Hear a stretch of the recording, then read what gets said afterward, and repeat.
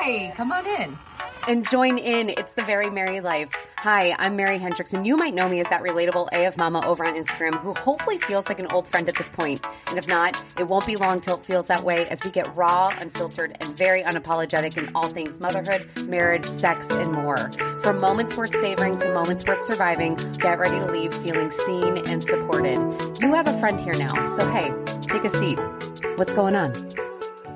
All right. Hi, guys. Welcome back to another episode of the Very Merry Life podcast. But today is an exciting one because obviously if you saw the title of it, we're talking boobs, which I feel like that's a topic of conversation a lot for me. But today is another different episodes because for the first time, I have Katie from Mommy Needs More Wine, who is my semi-monthly? Yeah. Is it bi-monthly co-host, who's joining me for our guest. And this is going to be great. And it makes sense as to why. You'll hear that in a second, as to why she's joining me. But of course, if you guys like it, because you guys love Katie, let me know. And then maybe we'll bring her on for more.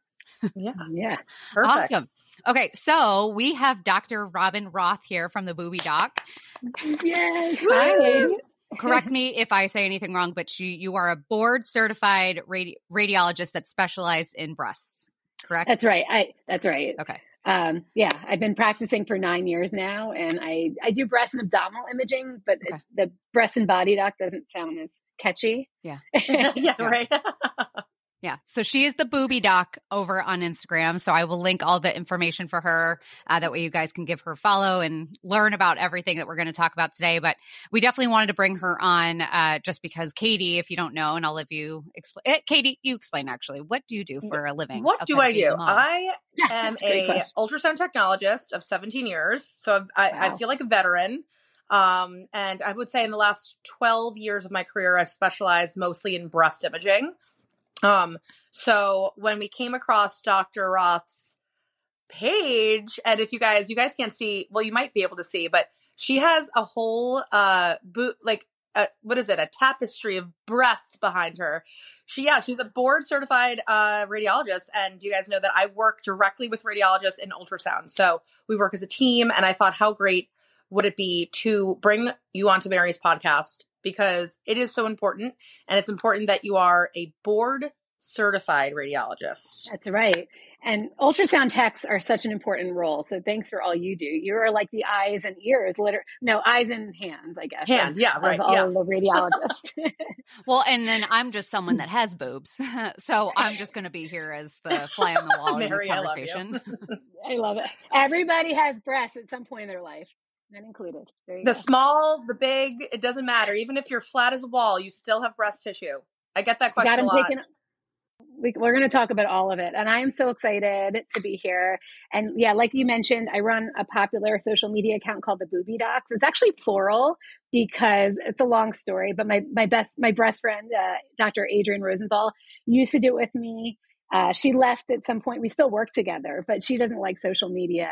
But we also, so my social media account is talking about breast cancer in an educational and approachable way. So opening the conversation about breast and breast health, because it's obviously so important. I also have a podcast as well called the Boobie Docs, the Girlfriend's Guide to Breast Cancer, Breast Health and Beyond. So I am so happy to be on your podcast. I'm usually a podcast host, never a guest. So thank you for having me. I know. It's always fun. Yeah. It's always fun when the tables are turned a little bit. It's always good. Thank you. Yeah. Well, and I'm so excited. Like I said, I'm just someone here with boobs, but I just feel like we're not in the month of breast cancer awareness month. What month is that? You know what? Every month is October. It's October, but I was going to say October.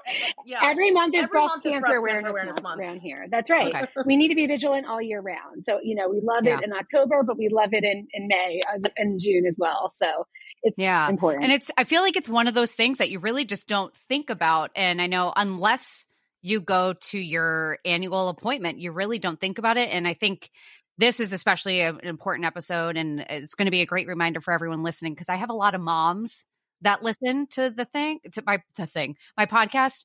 And as a mom of little ones, and Katie agrees, we're all moms of little ones. Yeah. Yeah. It's very hard to get out of the house and make time for ourselves and our own health. And I think when we talk about self-care and in prioritizing self-care, we think about, social media has made it seem like getting your nails done, going get your hair done, taking a shower. It's going to your doctor's appointments. Right. It's going to your doctor's appointments.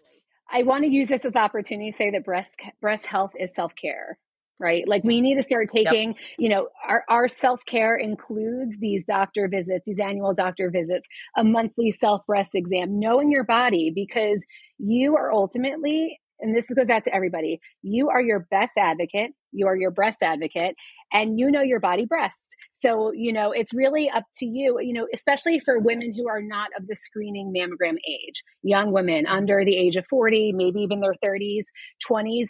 It's really important, especially, to be aware of your breast.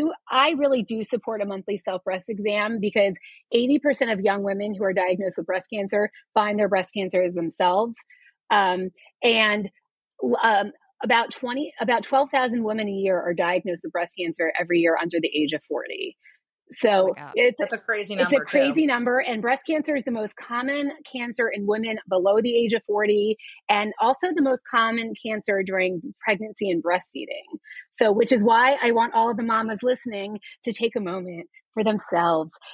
Look at your breasts in the mirror, get to know them once a month in the shower, and just make sure everything feels the way that it always feels. I always tell people, my breast, people tell me my breasts feel lumpy. That's the way your breast feels. When it doesn't feel like that, you'll notice if you just pay attention to it that your breasts are lumpy. That's normal. If there's something that's growing bigger, harder, firmer, you notice some skin changes, rashes, these are the things that we need to pay attention to and bring to the attention of your doctor, because they might be the earliest signs of breast cancer, especially if you're below the breast cancer screening age.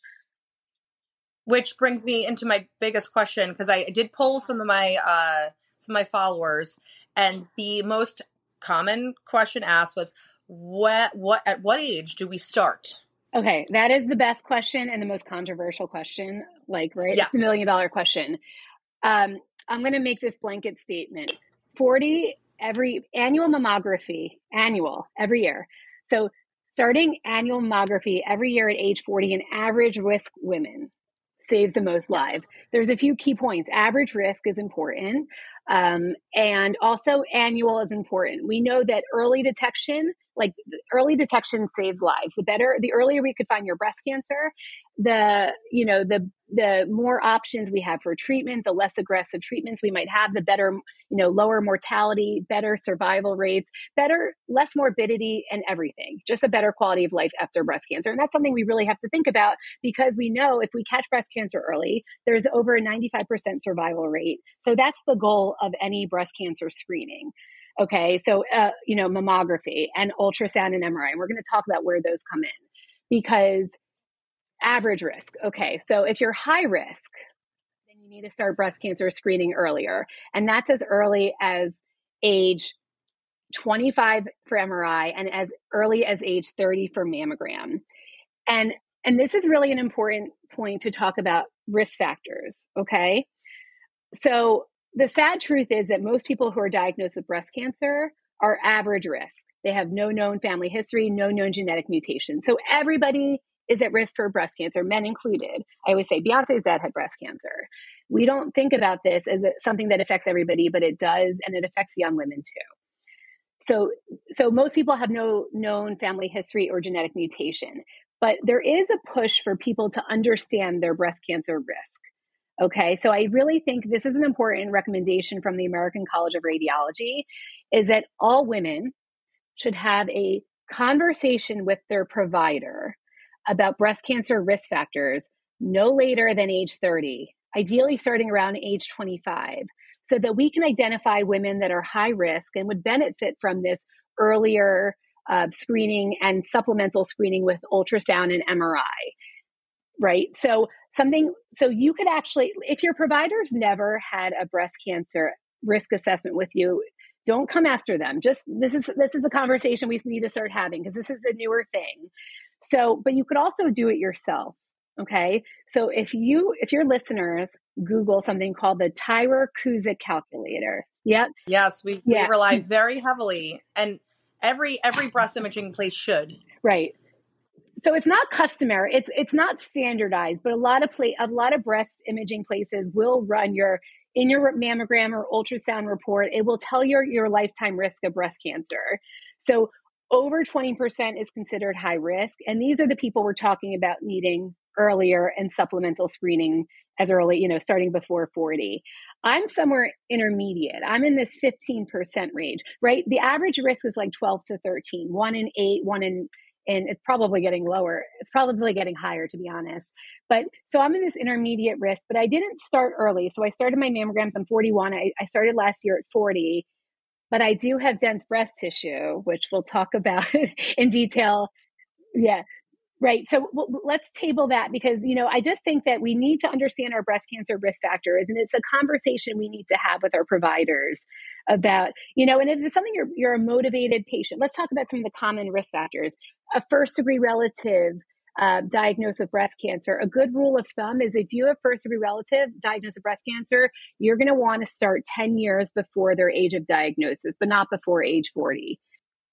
So that would be like a mom or a sister or a daughter. Yeah. Cause I get with patients, they're always like, oh, my aunt. I'm like, but that's not a first degree relative. It is important. All these things, when you start to see patterns of like cancer in multiple relatives, not even breast cancer, things like that. So family history of breast cancer is important. Obviously, genetic mutation is important, even though most people don't have one.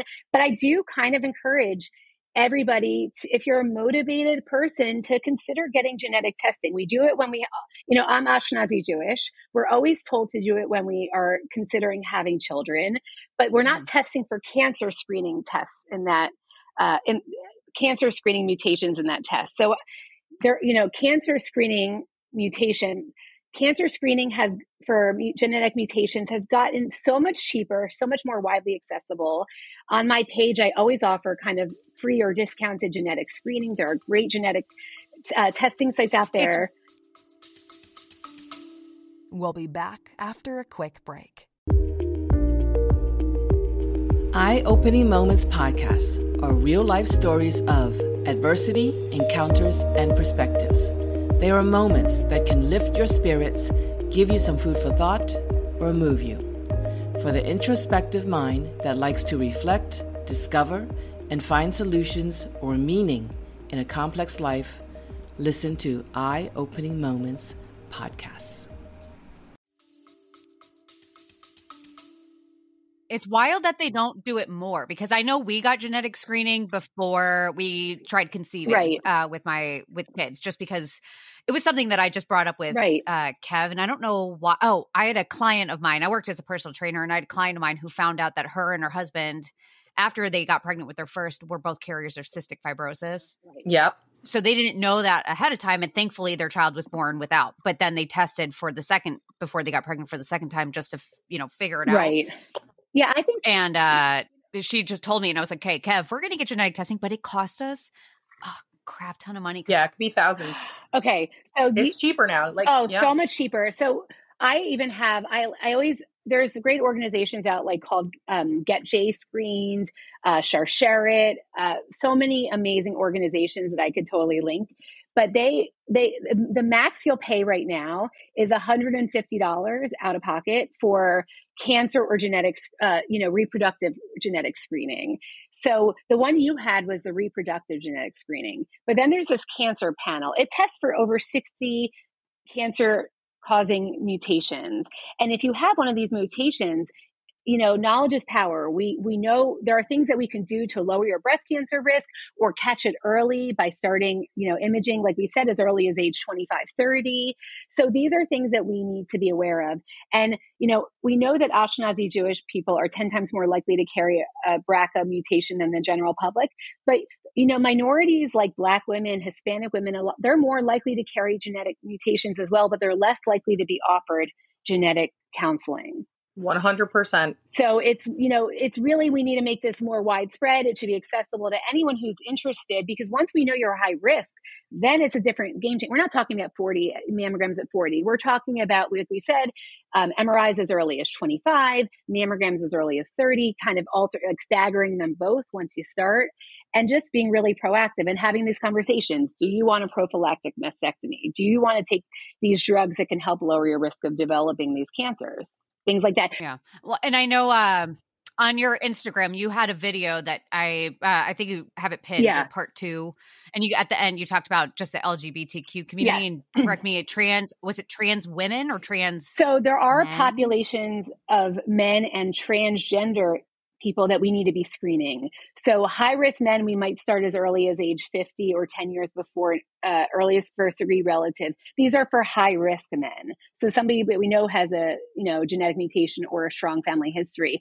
Also, male to female transgender individuals who have undergone hormonal therapy for at least 5 years. You're going to want to start screening them as well. So, usually 50, but it's really not set in stone, because it's something that we're learning as we go. Breast cancer screening recommendations are really a hot topic right now. And I'm just going to use this as a quick plug, and it's very timely. So recently, societies like the American College of Radiology and lots of other medical societies have always said 40 every year in average risk women. Yeah. That saves the most lives. In the past few years, other societies have come out with kind of other very extreme recommendations as far as 50 every 2 years. And I know in Europe, that's a big push. Yeah. I know in Germany. Right. In other countries, it's, breast cancer screening, I understand you really have to look at the population and what your healthcare system looks like. But in America, so recently the U.S. Preventive Task Force, the USPTF, they were the one that caused this whole problem back in 2009. Yeah. They were the ones who changed it to 50 every 2 years and stopping at age 74. But recently they said, you know what, we some new information has come out, and we now know that breast cancer is a big deal in women of their 40s. No shit. Yeah, no shit is right. We've been saying this the whole time. I say this as a 40-year-old woman and breast cancer expert. We've been saying this the whole time. So, but they're saying, we want you to do 40 every 2 years and stopping at age 74. So it's like a step backwards, because every 2 years is not enough. Give us the most life-saving information, which we need annual mammograms for those who want it, and we can decide how often we're going to come. The reasons that they're actually saying every 2 years is because of the higher false positive callback rate and the anxiety that one might feel when they get called back or need an extra test or extra biopsy. But let us decide what to be anxious about. We don't do this for prostate cancer screening.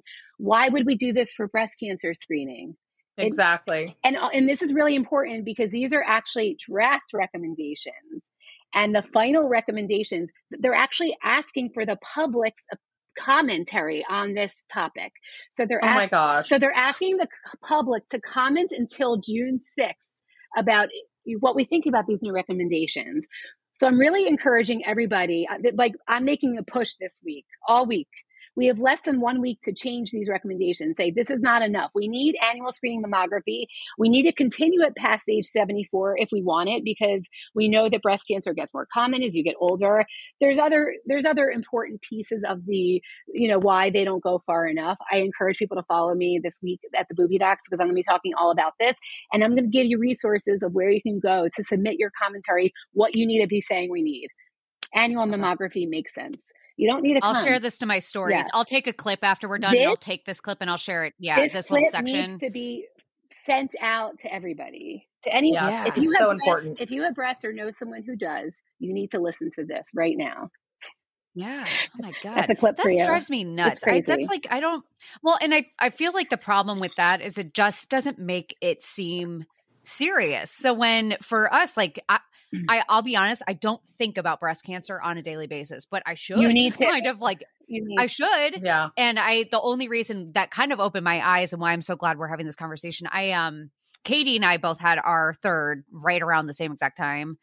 And there was another girl who I follow, and I don't know, Katie, if you follow her, Spit Up in Sweatpants. Oh yeah. Yep. I follow her. Yep. I think she has like 9,000 followers. Yeah. I'm hoping if you're listening, you're doing well. She has breast cancer. And she is, I think she's younger than me. Oh yeah. So, and I'm only 33. So I think she's in her 20s, late 20s. Oh, she had yeah? her third baby. She thought she had mastitis because she had a big red swollen breast.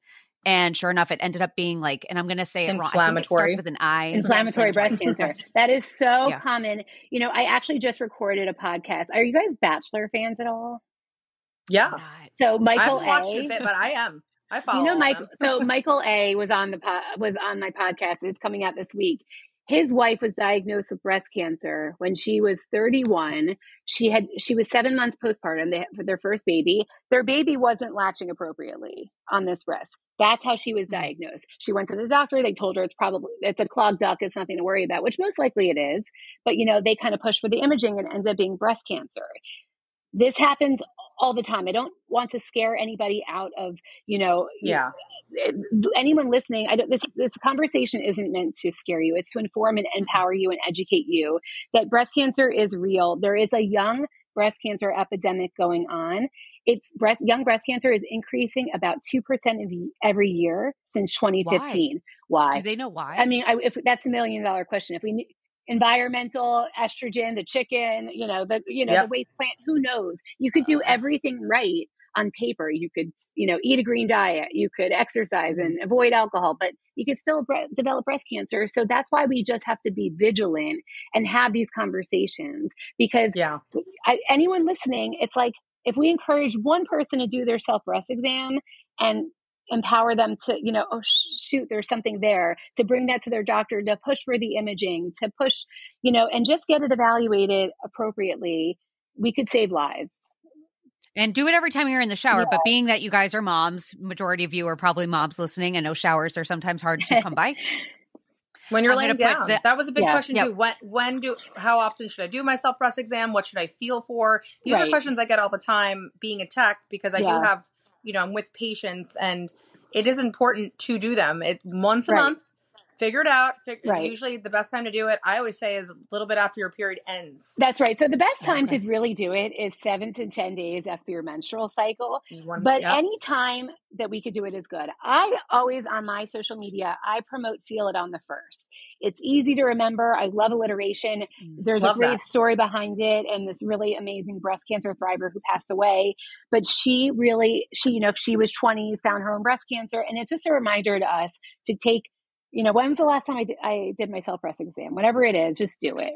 Whenever you have a moment. And I know, do we raise an arm and I know underneath the armpit is a big thing because people forget to feel underneath the armpit. You guys you can't see, but I'll put this up on YouTube. I'll make this a priority to put this up on YouTube. Oh my God, wait, give me one listening. moment. I have something I need to show you.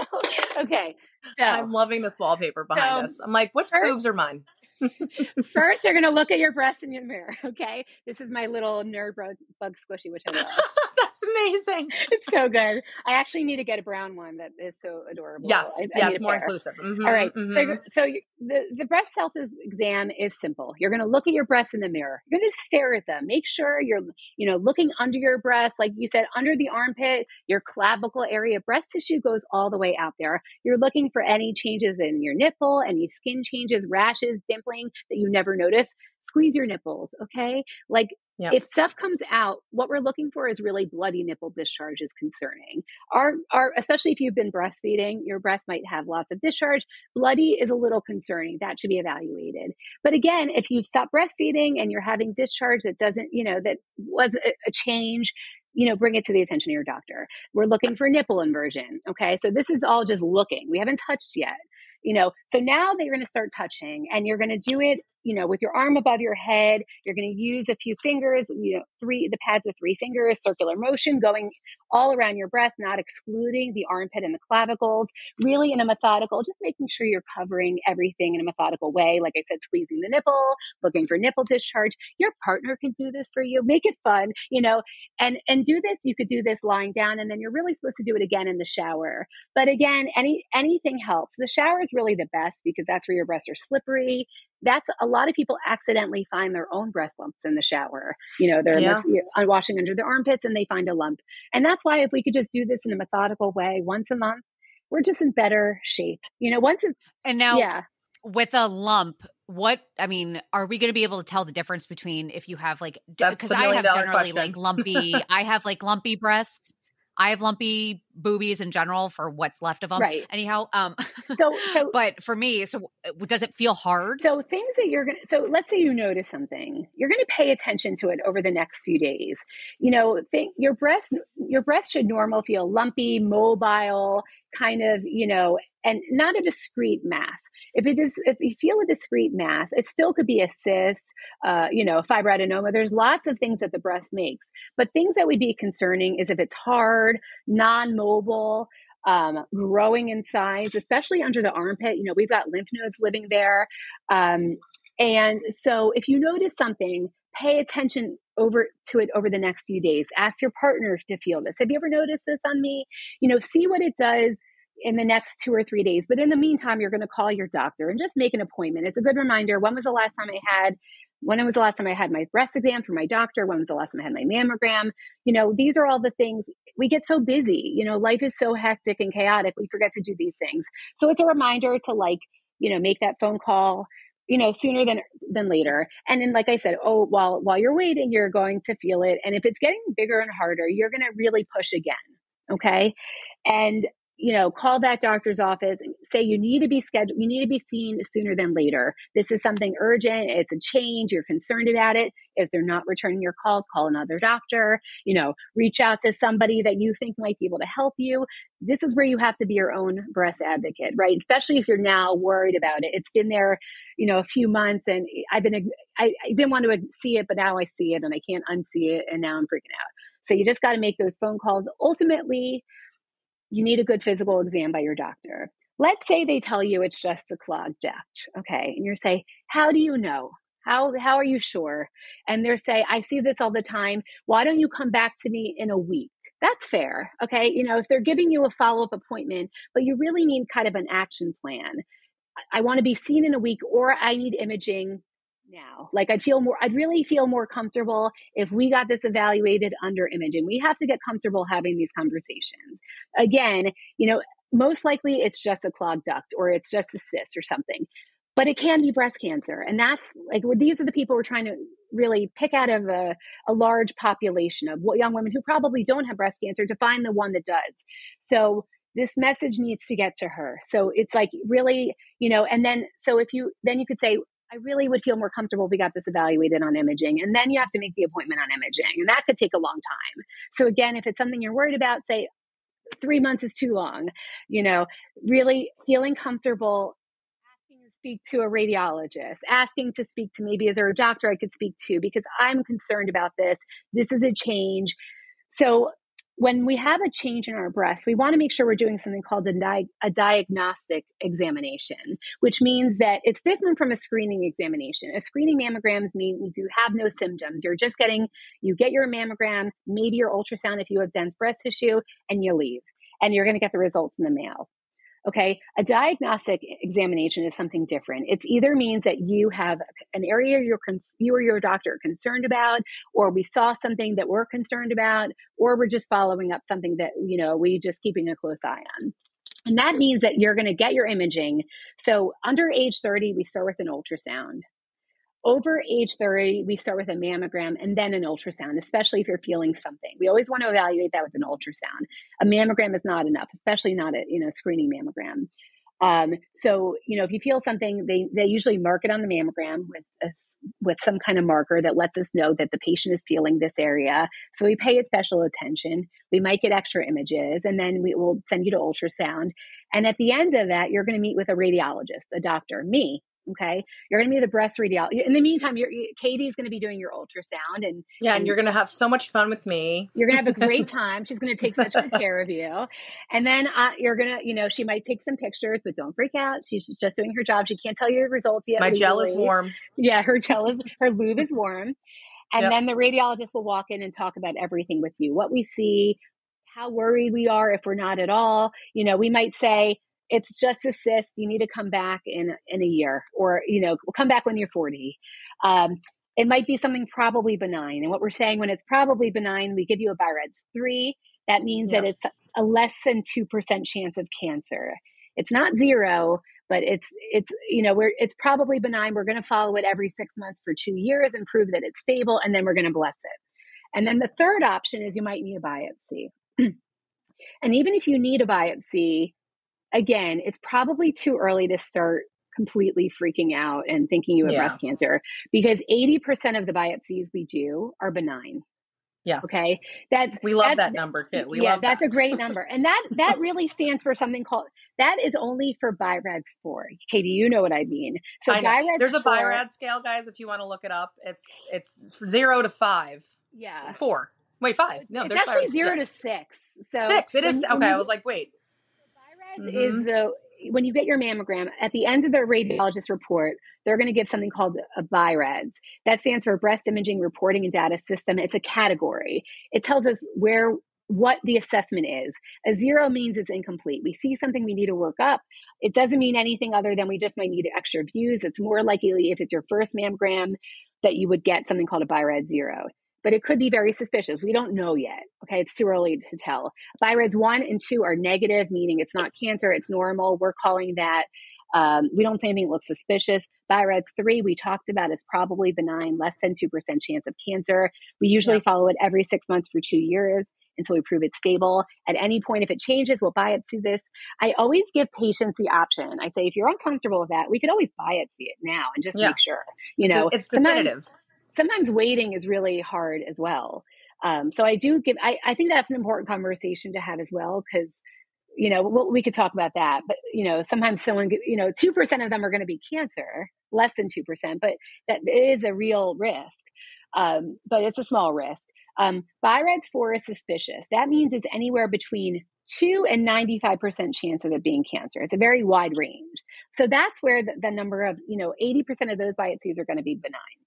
If you get something called a bRADS 5, it means it's highly suspicious. The radiologist is saying, I really think, I'm almost confident this is breast cancer. We're going to expedite this biopsy. We're going to start getting some people in place.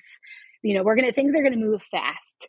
So if you get a bRADS 5, they're essentially telling you, I'm really concerned. Like, if somebody asked me, I'm almost confident it's cancer. If I do a biopsy and it comes back benign, I don't buy it. I'm going to say we want to take it out. Surgery, yeah. A bRADS 6 is the last one. It means we know you have cancer. We're either following it or something like that. So that's the bRADS. And my question, so like for the girl that I mentioned that has inflammatory breast cancer, I know that's is that a stage 3? It is. It means it's like a locally invasive cancer. It means it's involving the skin, which is why it looks like a rash. It looks like mastitis, and it can be really confusing, especially if she's young and especially been breastfeeding. But it doesn't go away with antibiotics. And, usually we give it like a 1-week trial of antibiotics, not getting better. Then we're like, things are moving quick. Well, and for me, as someone like who hears these stories of women that get diagnosed with stage 3, stage 4 breast cancer, were there signs beforehand that they probably missed, or is it just possible for something to envelop that quickly? Especially with younger women. So young women are more likely to get aggressive breast cancer. Meaning it's unfortunate. It's really unfortunate. They can pop up overnight. People will tell me it was not there. I know it wasn't there. I've seen it on mammogram pop up. They had a mammogram 6 months ago. Now they feel something and it's huge. And you're like, it was not there. Like, it's wild. So I just had a case like that last week. And so, but also mammography is not perfect. We know that. And besides the fact we're not imaging under the screening age. So again, how are we going to find it unless we're doing a really good self-breast exam? That's why we just have to be vigilant. Also, going to seeing board certified breast radiologist, and I tell this to my patients all the time, or even my friends, my family members, if you are going to be proactive about your breast health, find a place that is dedicated to breast, because you don't want to go to a run-of-the-mill radiology site that you could have a radiologist looking at a CT of the brain and an MRI of the spine, and then they're looking at your mammogram. You want to be breast specific. You need doctors like yourself, Dr. Roth, who are very knowledgeable in breast health. And I've seen, and I'm sure you can attest to this as well, I've seen so many patients fall through the cracks because they're going to places that aren't breast dedicated radiology sites. You need to find a place that does 3D mammography. And if you have dense breast tissue, couple it with an ultrasound and an MRI. I mean, MRI is another, Yes, so to all so of it. Okay. So you bring up so many great points. As a breast radiologist, I did a fellowship in breast imaging at Penn. I have the qualification. I've been doing this every year for 9 years. By law, we have to read X amount of mammograms every year and to keep up that certification. It's not the same everywhere. Okay. Like Katie said, there's wide ranges of training of radiologists. If you're more in like rural America and you go to a general radiologist who reads a brain MRI, reads a mammogram, they may not have done a fellowship in breast, but they're kind of like cornered into it because no one else wants to do it because exactly. So it does matter who is reading your imaging, especially your breast imaging, right? Like a lot of times radiologists, people don't think twice about who their radiologist, but they really should because, especially with breast imaging, like you said, it's such a nuanced thing. You want to make sure that your radiologist is well-versed on the importance of breast density, the appropriate way to work up a focal asymmetry, things like this. It's always good to, like Katie said, make sure it's an ACR accredited breast imaging site. I'd say most people, if you're in a big city, if you're going to a big hospital, they're going to be breast specialist, breast fellowship trained. Not to say that you can't be an amazing radiologist without doing a fellowship, because I know you can, it's just someone who's been doing this dedicated for a long time, right? And feels comfortable with all of the current recommendations and things like that. So it is something to, maybe do a quick Google search of where you're going to go get your diagnostic mammogram. Yeah.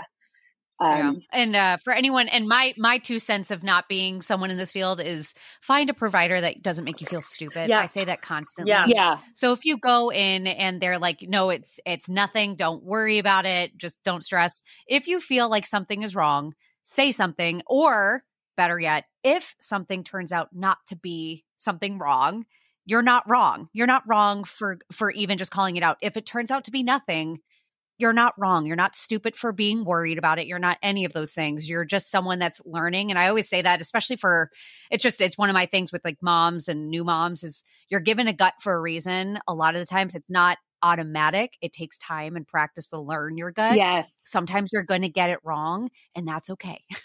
So go to a provider that's going to honor your gut. Yes, 100%. You know your body, breast. You need to be your own breast advocate. I say breast, but it's your whole body.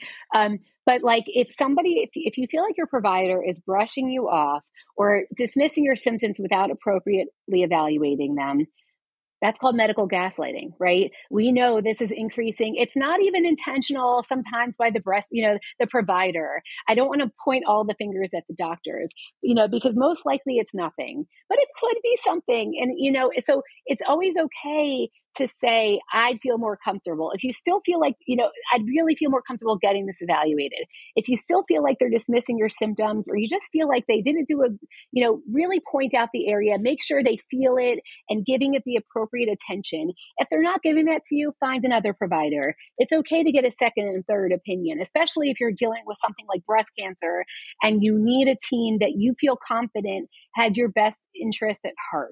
Okay.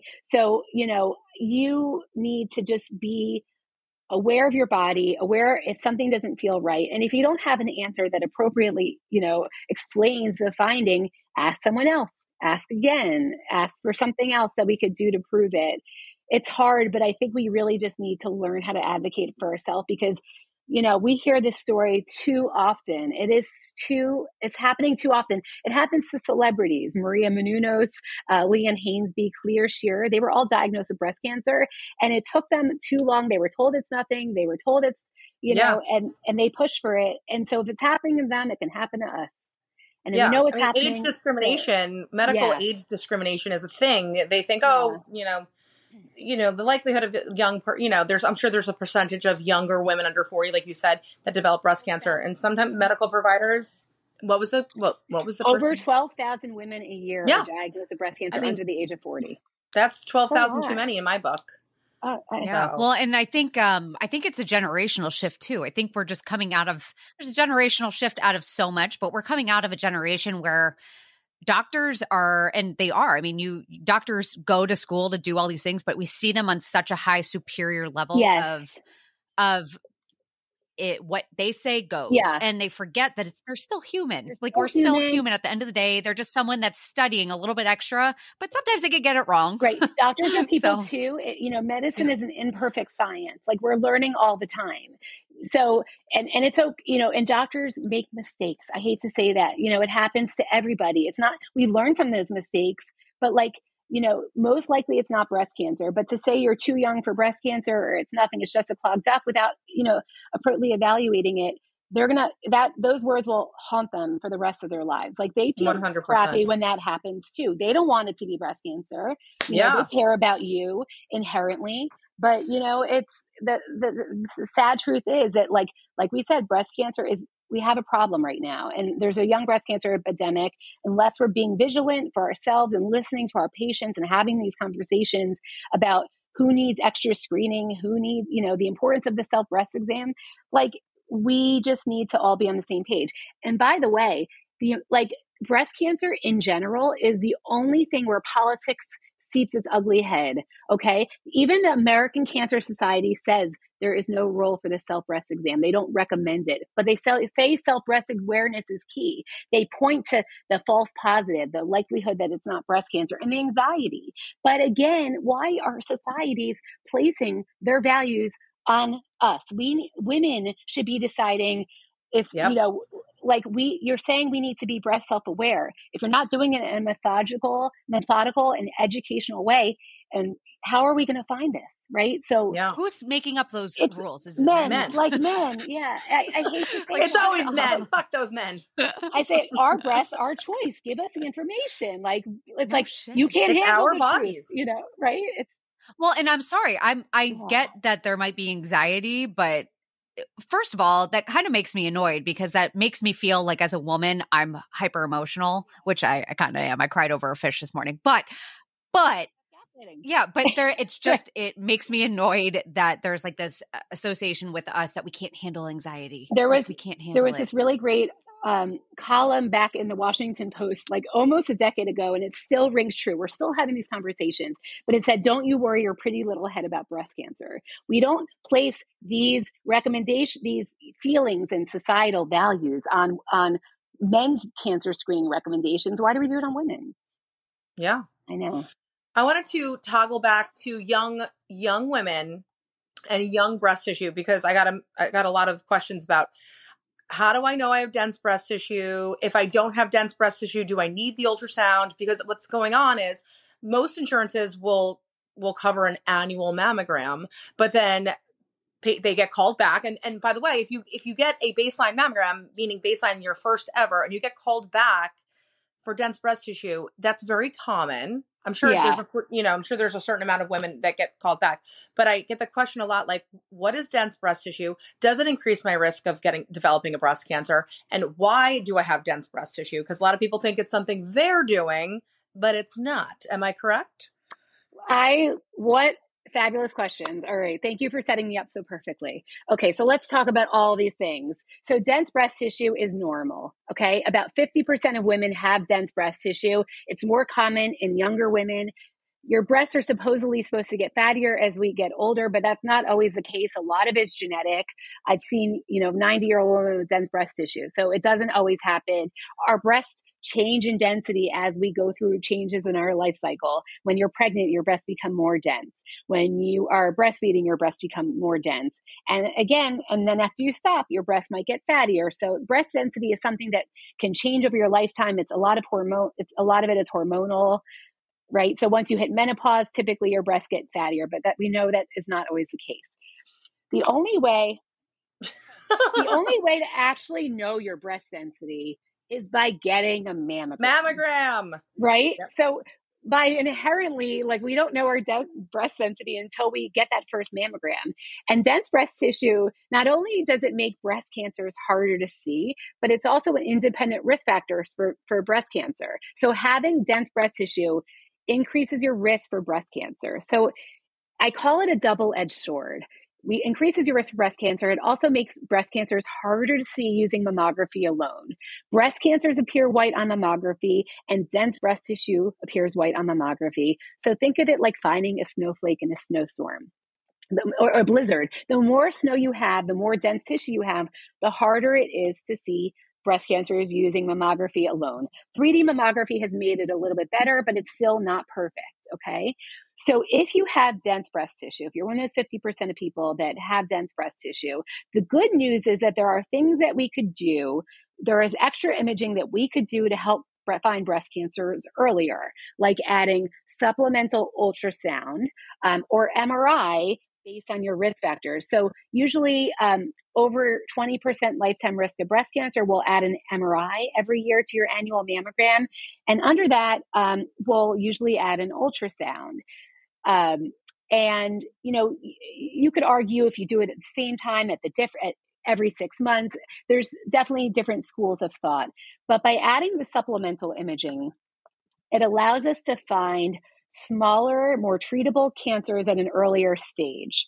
Okay. So potentially avoiding aggressive lymph node dissection, which can cause lymphedema down the road, potentially avoiding chemotherapy, potentially avoiding like having to take your breast off because of medical reasons, you know, and just doing a lumpectomy. So these are all things that are important. And it also increases our survival from breast cancer.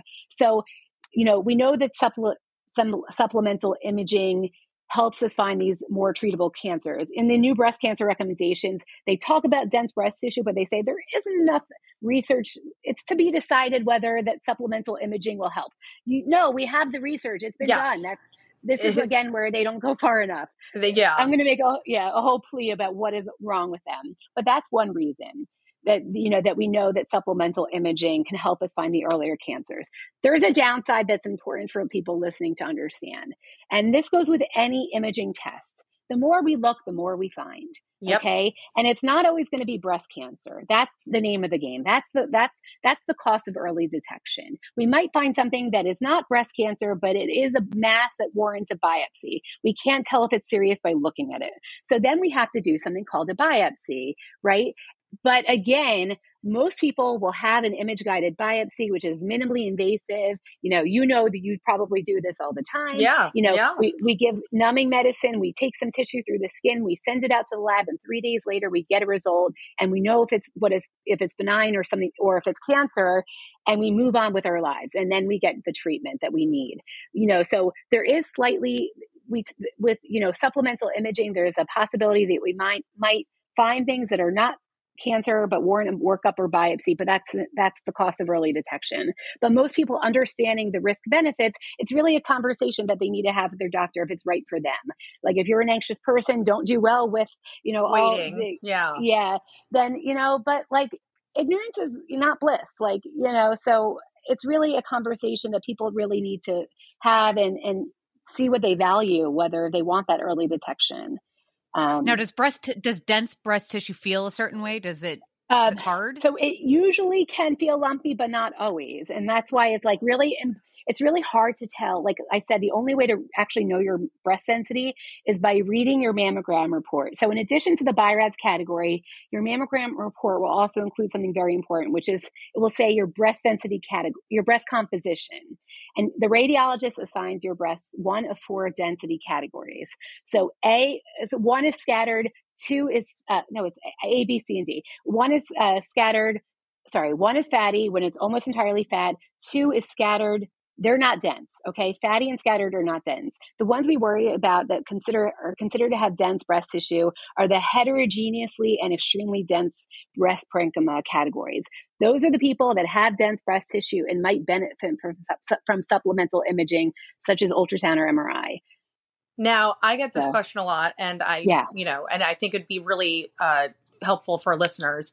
Yeah. I get people say, well, Katie, I have such dense breast tissue and I need the ultrasound. Why do I need the mammogram still? And I know what you're going to say, but I'd like you to explain it to everyone because it's so important that you still need supplemental mammogram as well. Yeah. So that's an important point, and I'm so glad you brought that up. Mammogram is the gold standard right now. Okay. I think that there are things that are coming down the road, like breast CT, like I love contrast mammography.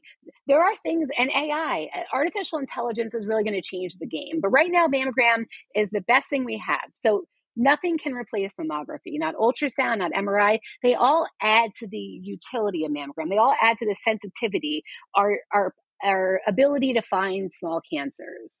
Okay. So small cancers being like DCIS, which is ductal carcinoma in situ. Yes. So mammograms pick up some of the earliest forms of breast cancer, like you said. Mammograms are the only thing that can pick up calcifications and even some small areas of architectural distortion, which can be the earliest form of cancer, which is DCIS, ductal carcinoma in situ.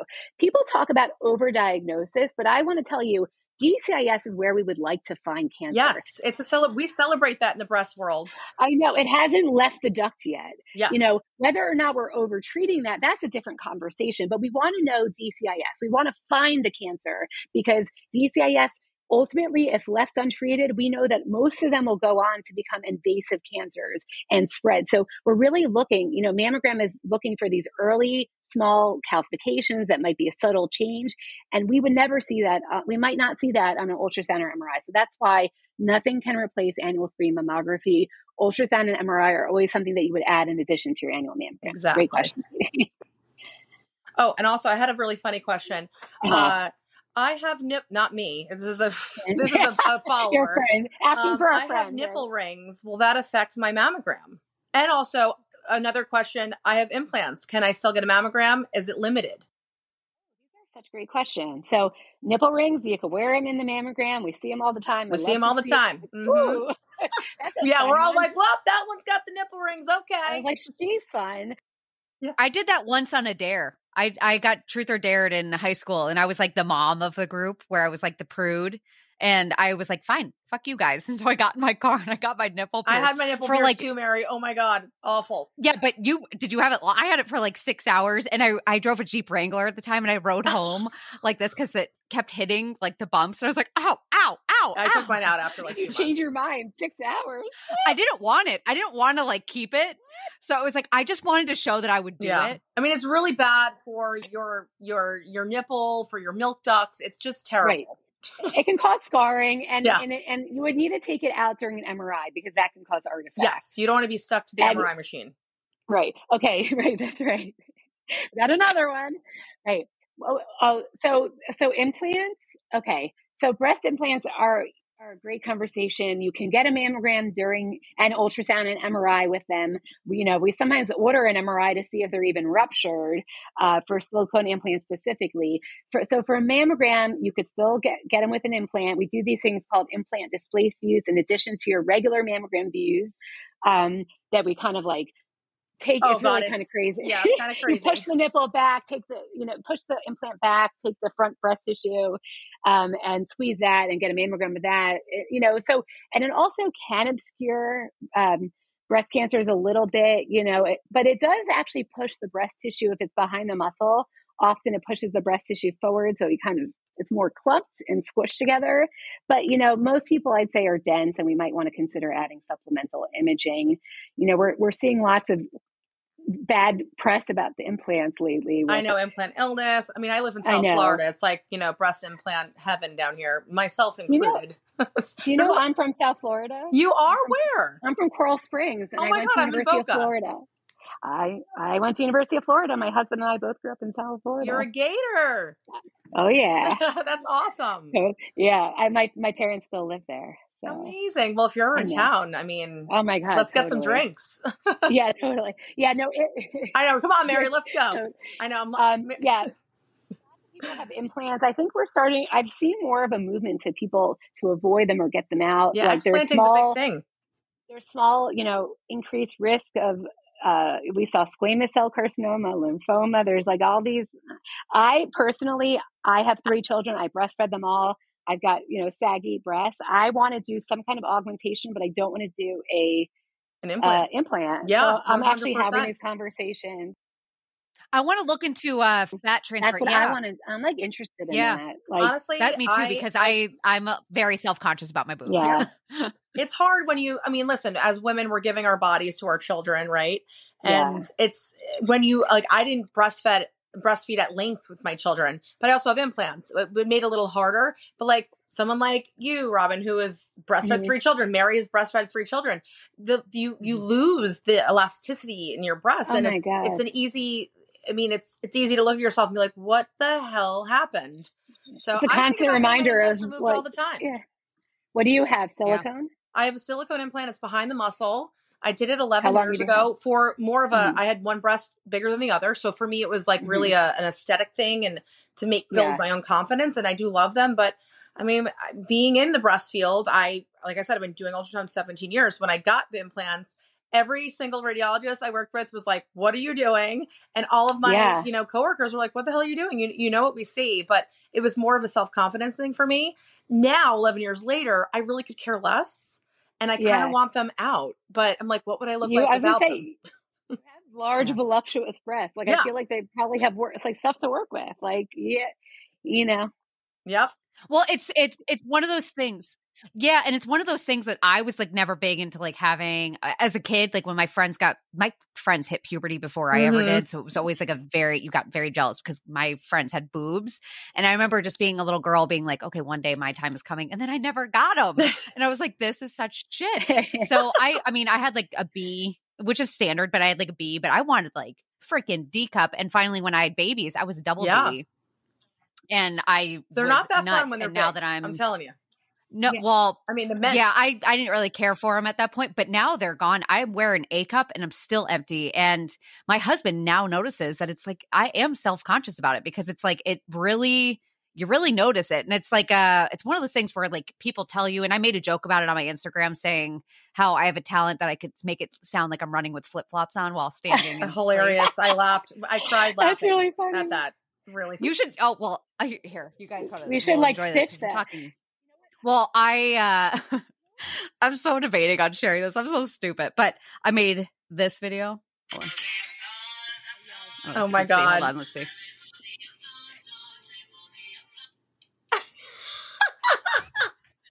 So good. It's so good. You gotta post that. I feel like as an intro this should be like the intro to our yeah, right. But I said that and I was like, someone got mad at me for sharing it, saying like you're adding to like this idea of like what your boobs need to look like after babies. And I'm like, I'm not. But I said, I also, it's real, but I was like, it's also the complete opposite where you don't get represented enough, where you think that you're the only one who had your boobs sucked dry, where you're like, what is wrong with my body? And you're not hearing anyone else talk about it. And I think it bet into this whole conversation is like, I think breast cancer, and tell me if I'm wrong, I think breast cancer doesn't get as enough. It's probably getting missed because people are very ashamed. Well, people don't want to touch their breasts. 100%. They don't want to look at them. We see it all the time. Even my social media channel, there are still people that get offended that I use the word boobie. And I'm like, I'm using it to open a conversation, a much bigger conversation, which is the fact that, we don't talk about breast health enough. We need to talk about it because, like we said, there's young breast cancer epidemic out there. We've got, all these conflicting and confusing recommendations. And like we said, I think we've been raised as women to be ashamed of our breasts. And like, we have a very complex relationship with our breasts. When we're young, they're too small. When they're old, they're too big. When they're, and once we get finally get comfortable with them, we get breast cancer. And then it's like, what was I doing the whole time? Now I have no breasts. And it's like, so just learning to appreciate whatever stage you're in, right? Like, our breasts are like a gift. Like, I'm still coming around to this, but like, I'm reminded every day that our breasts are a gift. Like what we choose to do with them or what happens to them, like it's all part of our story that, it's such an important part of our identity. And like, that's why when we get breast cancer, then it's such a knock to your identity. You lose your breast, you lose what you connect to your womanhood, but it doesn't need to be that way. Like we're the same woman without breasts, and I just love, after starting my Instagram, I got so connected to the breast cancer community that I didn't even know like I've learned so much about just what we need as women, what the breast cancer community needs, which is just advocacy, awareness, like just these conversations that we're having and it's probably nice on your end. So I had another guest on, her name's Jen Hamilton. Mm-hmm. She's big on TikTok. She's a nurse, a labor and delivery nurse. I had her on. She's wonderful, but she was on and she was saying she's labor and delivery nurse. And she said the best part about my platform is that I've been able to connect with women after they've had the baby. She said, because I'm only seeing them for that short period of time. And then you forget about the postpartum care. That's us. I mean, I always wanted to know what happened to a woman after I gave her the breast cancer diagnosis. Right. Most times the radiologist and the ultrasound tech are the first people that they're actually meeting before they're diagnosed with breast cancer. Yeah. So really my platform was like designed of like, what happens next? Like I send you off into the wild, like who's your team? Like, what does it look like? What are the questions that you want to know? And that's why I'm so passionate about it, because I'm learning every day, every episode of my podcast, every conversation I have. I love that you said that. I love that you said like that. It's learning what people want, like learning what women need, what women who've been affected by breast cancer, who haven't yet, but like this conversation will live in perpetuity. So, you know, somebody might stumble on this conversation 5 years from now, and we might help them in such a tangible way. I get messages all the time. Something you posted about on your TikTok helped me find my breast cancer early. There's no better feeling. Like there's no better feeling knowing that we could help people out there by just doing what we're doing, having a conversation about breast openly and honestly. Yeah. So, yeah. And that's all I hope for all of this. So awesome. Thank you so much for like, this is such an important and great conversation. And I'm really thankful for you guys having me on the podcast. Oh my gosh. This is so great. I'm glad that we can make this work. And you have good energy. Like you're yes. You know, you're definitely doing such a great thing for women. And, you know, I'm just like a measly little ultrasound tech and I idolize my breast radiologist, but you're doing so good. And like, people will resonate with this. I hope whoever's listening that you will share this with someone that needs to hear it, because it is a conversation that needs to be had. So. I always say tag a breastie that needs to hear this, because everyone has a breastie. Yeah. So that's great. Awesome. So for everyone listening, I'll link all of everything for Dr. Roth in the show notes, but also I'm going to message you. I'll email you and just get all the information that you talked about. I know you said there was a questionnaire in terms of finding out your risk analysis, so we can everything. Yeah, I know you had said something. I don't know if they could do that at home, but anything that we can get, any resources, if you're listening, I don't know when I'll release this episode. It should hopefully be soon. I don't know if it's going to be this week. Yeah. Where that whole move. I'm going to say you should clip that middle part. I'm going to. Yeah, like that's the only part that you deadline. Honestly need. June 6th, and I really encourage everybody. Please follow me, the Boobie Docs, across all social media platforms. I'm going to be talking about this all week. I really need this is our push, and I'm going all like full steam ahead on just like these recommendations. Don't go far enough. Women need like just facts. Like none of this, like all societies need to be on the same page about breast cancer screening recommendations, the importance of a self-breast exam. Like none of this anxiety and, you know, putting values on our breasts, our choice, baby. If I sit, I can I'll share it to my stories. Yeah. If I can't get it out this week, because I can see if I can push Friday's episode. We should send that clip. Like we should both post it as a co-collaborator, because this is the message we need to get out there. Yeah, and I'll tell. I mean, I talk about breast health a lot, so I'll definitely. Yeah. The episode, Katie, it's your episode this Friday. Do you want me to push? Yeah, whatever you want to do, Mary. It doesn't matter to me. Yeah, let's do it. All right. Like I'll get this one up. This is so timely and important. And like the fact that we have the possibility, I don't even think, like I've heard a lot of people talk about the recommendations, but we're not emphasizing the fact that these are only drafts and we have the power to change them. So like the time is now to let, you know, I'm going to link it in my link in my bio of like where you could, you know, go directly to the website to let them where they know. People to let the USPTF if you don't mind sending that to yeah. me, like once we get off of this, if you can send that to me right that away, because I'll send my assistant all of this. That way we can work on that. Perfect. This week, and then we. I always get go. that up. What do we need? Annual mammography. When do we want it? Now. That's right. Well, I love this. This is such a good conversation. Much. This is so informative. Awesome. Thank you so much. Thank you. Another episode down and way more to go. But thank you so much for listening. If you enjoyed this episode and you would like to help support this podcast, I would love for you to subscribe. I'd love for you to share it with others and post about it on your own social media or leave a rating and review. I cannot tell you how helpful and how appreciated those things are for me. Of course, to catch all the latest from me, you can follow me over on Instagram at The Very Merry Life, over on TikTok, The Very Merry Life. And even if you wanted to check out my monthly newsletter, you can do so by subscribing over at theverymerrylife.com.